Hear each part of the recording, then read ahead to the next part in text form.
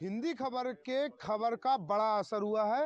Rifle club मैदान बचाने को लगातार हिंदी खबर एक ने मुहिम चालू की थी, जिसमें वो आज बहुत हद तक आगे बढ़ चुका और बचाने के प्रयास में सफल भी हुआ।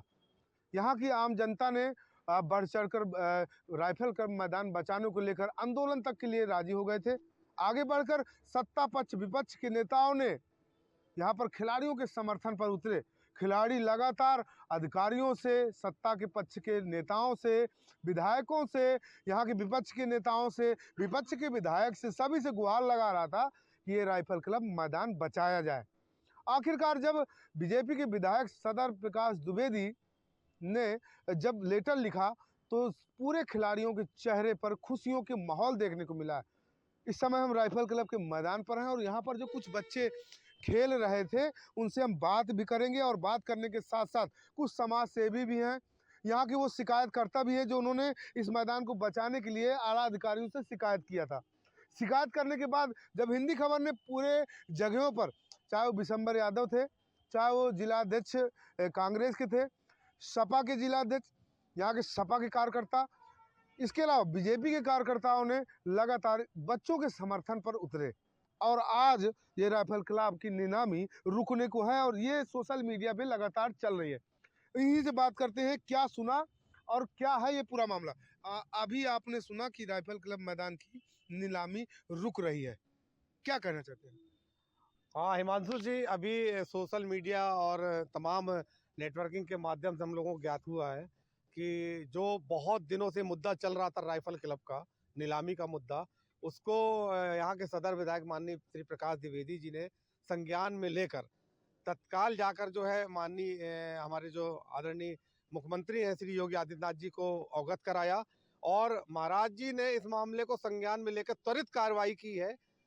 हिंदी खबर के जो प्रधान संपादक हैं श्री अतुल अग्रवाल जी और हमारे यहाँ के जो जनपद के संपादक हैं, जिला संवाददाता हैं श्री हिमांशु जी, इन लोगों ने इस मैदान से लेकर उत्तर प्रदेश की राजधानी तक पहुंचाने का कार्य किया। हमारे खिलाड़ियों की आवाज को, आम जनमानस की आवाज को वहां तक पहुंचाया और जिसको संज्ञान में लेते हुए माननीय मुख्यमंत्री महोदय ने इस मैदान की जो नीलामी का जो है स्थगन का आदेश दिया है, ऐसा भी हमारे संज्ञान में आया है। अच्छा, एक सवाल और बनता है कि आखिरकार बीडीए ये नोटिफिकेशन जारी किया, किसके कहने से जारी किया? बीडीए काफी समय से इस ग्राउंड पर निगाहें जमाए हुआ था और पहले भी इसके खिलाफ कई बार जो है कार्रवाई की गई है, मामला कोर्ट तक गया है, लेकिन पिछले कुछ समय में कुछ भूमाफियाओं से साठगांठ करके, जैसा कि ज्ञात हुआ है, भूमाफियाओं से साठगांठ करके इसको कॉमर्शियल कॉम्प्लेक्स कराकर इसमें अपनी साझेदारी करना चाहता है, बीडीए लाभ लेना चाहता है। अब क्या होना चाहिए? होना यही चाहिए, लगातार हमारे खिलाड़ी, छोटे छोटे बच्चे आप देख सकते हैं जो कि पीछे खड़े हुए हैं, इस ग्राउंड पर खेलते हैं। यहाँ बुजुर्ग जो ये, क्योंकि शहर का सबसे मध्य का ये मैदान है, सब इससे लाभान्वित होते हैं। इसलिए हमारी सिर्फ एक गुजारिश, एक निवेदन है कि ये ग्राउंड सुरक्षित होना चाहिए, जनहित में, बच्चों के हित में, खिलाड़ियों के हित में। अभी महेश भाई हम आपसे और मिलेंगे और बात करेंगे। आपने अभी सोशल मीडिया में सुना, साथ में आपके सहयोगी ने कहा कि एक हमने सूचना सुनी है, ये मैदान बिक जाता तो क्या होता? अगर ये मैदान बिक जाता तो निश्चित तौर पे जो हमारे साथ में खिलाड़ी खड़े हैं, इनका खेलने के लिए यहाँ जगह नहीं रहती। ग्राउंड में, सेंटर में एक ही जो ग्राउंड है जहाँ पे बच्चे बहुत सालों से खेल रहे हैं। सुबह शाम लोग, बड़े लोग जो इवनिंग वॉक और मॉर्निंग वॉक करने आते हैं, उनको भी बहुत दिक्कत का सामना करना पड़ता है। इसके अलावा जो भविष्य यहाँ से पुराने लोग निकले हैं, आगे इंटरनेशनल लेवल, नेशनल लेवल पे जो नाम किया है, फिर आगे आने वाले लोगों को यहाँ मौका नहीं मिलता और खेलने के लिए जगह नहीं बचती।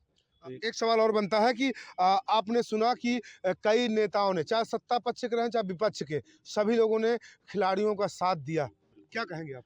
बिल्कुल, मैं ये कहना चाहूँगा, जो नेता जितने भी थे, जो सत्ता पक्ष के थे या विपक्ष के, उनको हम सारे अपने खिलाड़ियों की तरफ से धन्यवाद देना चाहते हैं, जो हर तरह से हमारे साथ रहे और हमारी परेशानी को उन्होंने समझा और आगे लाके माननीय मुख्यमंत्री जी के पास जाके, जो नेता हमारे यहाँ के सदर विधायक हैं श्रीमान माननीय प्रकाश द्विवेदी जी, उन्होंने हमारी बात को आगे रखा और मुख्यमंत्री जी ने आदेश दिया जो नीलामी को स्थगित करने का। उसके लिए हम यहाँ सारे जितने भी खिलाड़ी हैं उनका धन्यवाद देना चाहते हैं।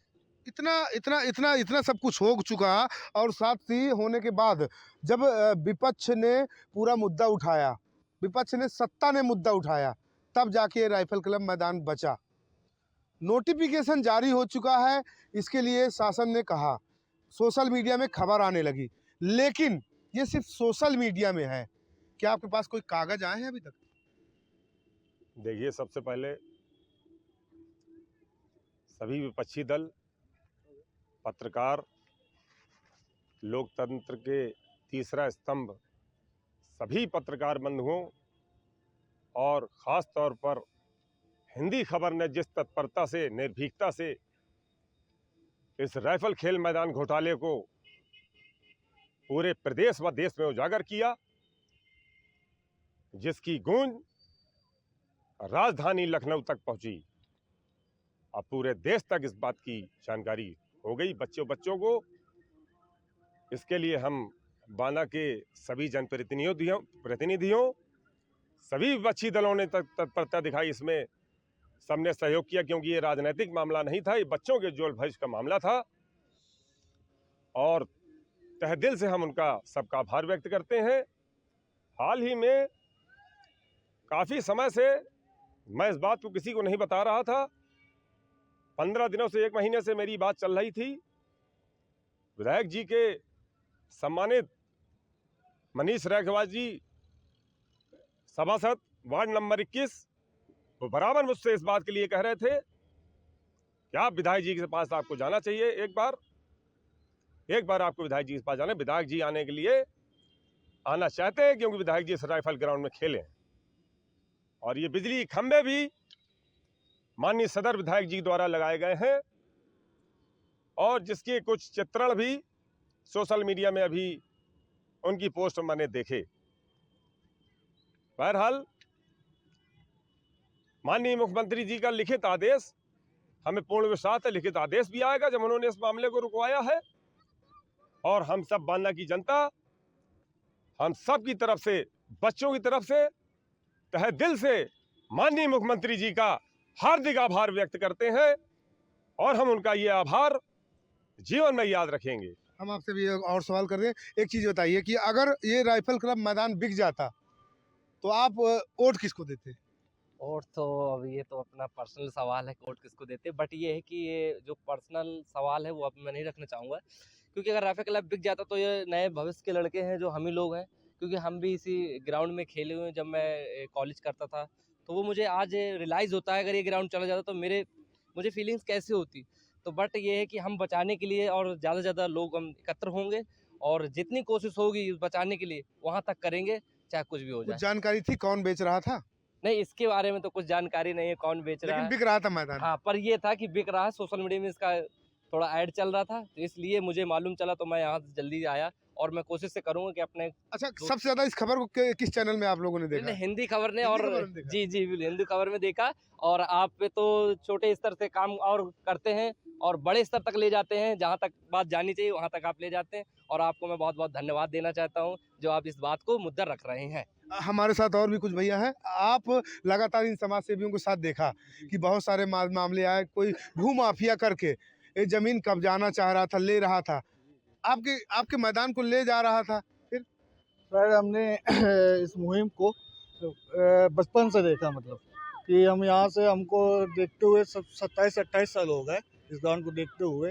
तो विकास प्राधिकार को एक यहाँ पे कमरे के रूप में ऑफिस दिया गया था, बट इन्होंने कोविड टाइम पे थोड़ा सा प्रक्रिया हमारी कोर्ट में स्लो हो गई, जिस वजह से इन्होंने वहाँ पे जाके अपने उस पे कब्जा कर लिया। हाँ, अपने उसमें फैसले को रखा। बच्चों का सवाल था कि हमारा मैदान बिक जाता तो हम लोग बर्बाद हो जाते, हम लोग वोट के। एक सवाल और बता, समाज से भी बच्चों के मन में बहुत सारे सवाल आते हैं कि बीजेपी को हम वोट दिए तो हमारा मैदान बिक गया, ऐसा क्या कुछ? देखिए, बच्चे हैं, स्वाभाविक सी बात है, उनका IQ लेवल इतना नहीं होता है, लेकिन जब कोई जनहित का मुद्दा होता है तो कहीं ना कहीं उससे लाभान्वित भी होती है पार्टियां, जो दल होते हैं वो लाभान्वित होते हैं।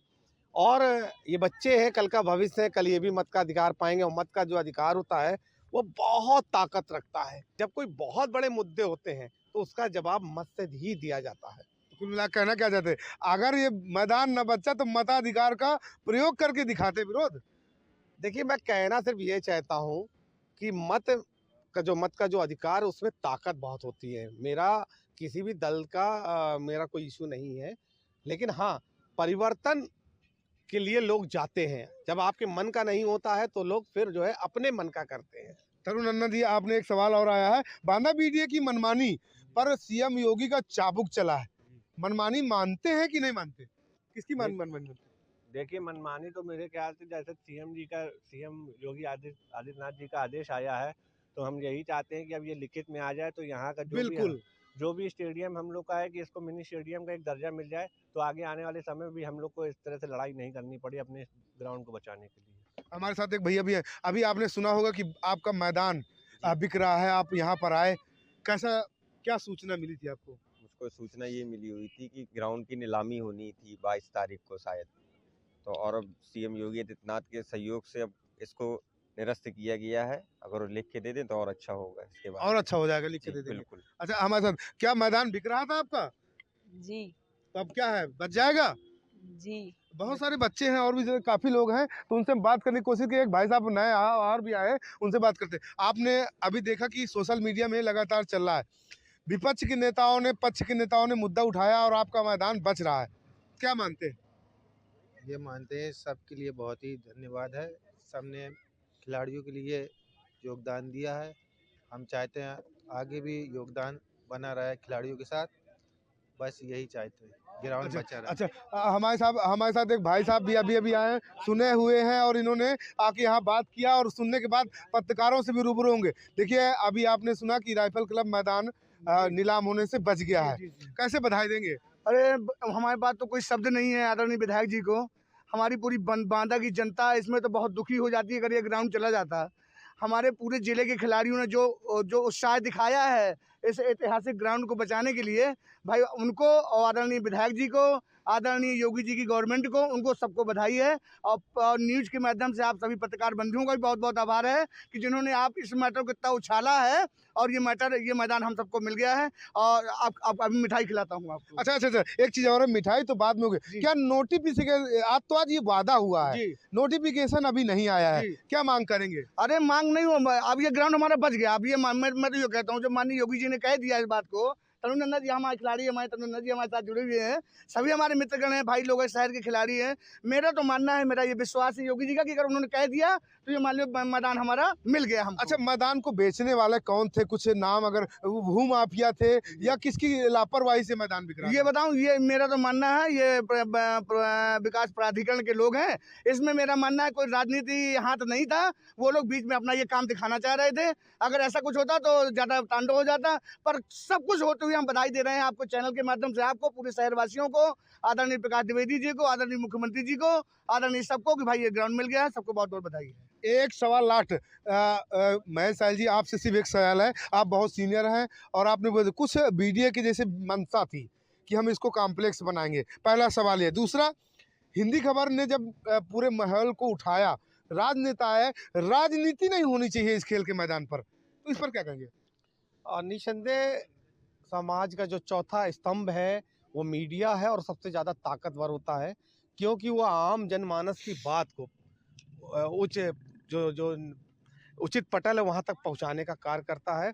और हिंदी खबर ने एक बार फिर दिखलाया है कि वो सामाजिक मुद्दों को ही लेकर आता है, ऐसे मुद्दों को लेकर आता है जिस पर लोग पीड़ित होते हैं, जिस पर लोग चिंतित होते हैं। और एक बार फिर मैं हिंदी खबर के जिला संवाददाता श्री हिमांशु जी और प्रधान संपादक जो अतुल अग्रवाल जी हैं, हमारे साथी भी हैं, इस ग्राउंड में हमारे साथ खेले भी हैं, उनका तमाम बांदा की जनता, खेल प्रशंसकों, खिलाड़ियों की ओर से हार्दिक धन्यवाद ज्ञापित करता हूं कि उन्होंने आम जनमानस की बात को इतने उच्चतम स्तर तक और बहुत ही निर्भीकता के साथ पहुंचाया। दूसरी चीज, एक सवाल और, अगर ये बीडीए इस नीलामी में कामयाब हो जाता तो क्या होता?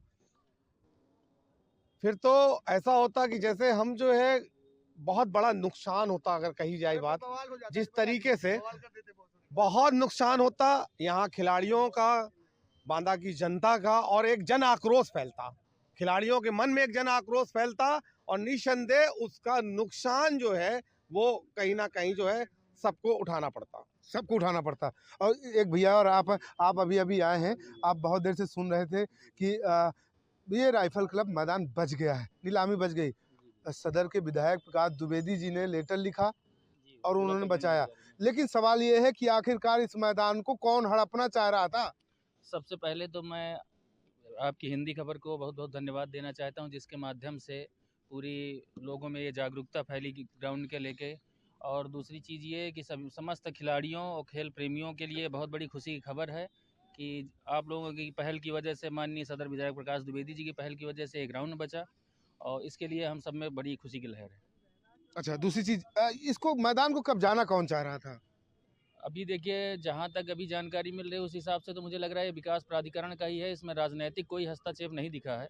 अच्छा, एक भैया हमको बुला रहे हैं, हम आपके जी, पास जी, में जी। आते हैं। देखिए, सवाल ये है कि आखिरकार ये राइफल क्लब मैदान की नीलामी करवाने का किसका सबसे अहम रोल माना जा रहा था? देखिए, इसमें बड़े प्लेयर शामिल थे और बचपन मैंने पढ़ा था कि श्वेत वसन अपराधी एक चैप्टर था। ये श्वेत वसन अपराधी समाज में समाज सेवी के रूप में काम भी करते हैं और अंदरूनी तौर से अपराधों को भी अंजाम देते हैं। और भू माफियाओं और इसमें भ्रष्ट अधिकारियों की मिली भगत थी और एक बहुत बड़ा षड्यंत्र था इस मैदान को बच्चों के उज्जवल भविष्य को निगलने का और राजनीति की भेंट चढ़ाने का पूरा प्रयास था, जिसको हमने पूरी तरह से विफल कर दिया, इसको नकार दिया, स्वीकार कर दिया। हमारे साथ भैया भी खड़े हैं। राजू भैया, फिर एक बार आपसे पुनः, हिंदी खबर ने खबर चलाया, कई नेताओं ने यहाँ पर मैदान पर आकर आगे आए, 27 का चुनाव भी आ रहा है, क्या मानते हैं इसको? अरे हम आपको बताएं भाई साहब, अगर ये मैदान नहीं बचता तो 27 का चुनाव खतरे में हो जाता। 27 का चुनाव खत्म हाँ, हो ये जाता। बारिश सीट खतरे में हो जाती, सदर की सीट खतरे में हो जाती, क्योंकि ये पूरे बांदा शहर की युवा, ये बांदा शहर की धड़कन थी ये मैदान बचने से। और 2027 की शुभकामनाएं हैं उनके लिए। ये उन्होंने बहुत उत्कृष्ट काम किया है, सराहनीय काम किया है। और आपके चैनल को रात में हम देख रहे थे, कल्लू राजपूत जी और राजेश दीक्षित जी जुड़े हुए थे, तो वो भी मैं देख रहा था। तो वो जो आपने जो हिंदी खबर ने इसको उठाया है मुद्दे ने, भैया आपको हृदय से बहुत बहुत अभिनंदन है, बहुत बहुत शुभकामनाएं हैं आपके हिंदी चैनल को, ऐसी शुभकामनाएं हैं। अच्छा, एक चीज सवाल, इस मैदान को बेचने के लिए भूमाफियाओं ने बहुत जोर लगाया, लेकिन बच्चों की दुआ, नेताओं का प्यार, खेल प्रेमियों के लिए भारी पड़ गया। और सबसे भारी तो आप पड़ गए, हिंदी चैनल आपका भारी पड़ गया। इसने पूरे देश में तहलका मचा दिया और हम लोग आज आपकी वैसी ये ग्राम हम बचा पाए हैं। हिंदी चैनल खबर के लिए आपको बहुत बहुत बधाई है, बधाई है, धन्यवाद है। देखिए, सभी लोग लगातार बधाई दे रहे हैं। बधाई के साथ साथ की लगातार एक चीज देखने को मिली कि यहाँ पर बांदा विकास प्राधिकरण जिस प्रकार से एक खुला षड्यंत्र कर रहा था, चोरी छुपे भूमाफियाओं का एक षड्यंत्र चल रहा था, वो नाकामयाब हुआ। क्योंकि जनपद बांदा के सदर विधायक प्रकाश द्विवेदी ने जब लेटर लिखा उत्तर प्रदेश के मुख्यमंत्री को, सचिव से जाकर मिला, और मिलने के बाद जब यहाँ पर सूचना मिली तो युवाओं में जिस प्रकार का जोश देखने को मिला, जैसे हमारे साथी महेश ने कहा कि अगर मैदान न बचता, जैसे राजू भाई ने कहा मैदान न बचता, तो 27 का चुनाव कहीं ना कहीं खतरे में पड़ जाता। अब देखने वाली बात यह है कि आखिरकार नीलामी की सूचना के बाद लिखित लेटर कब आएगा।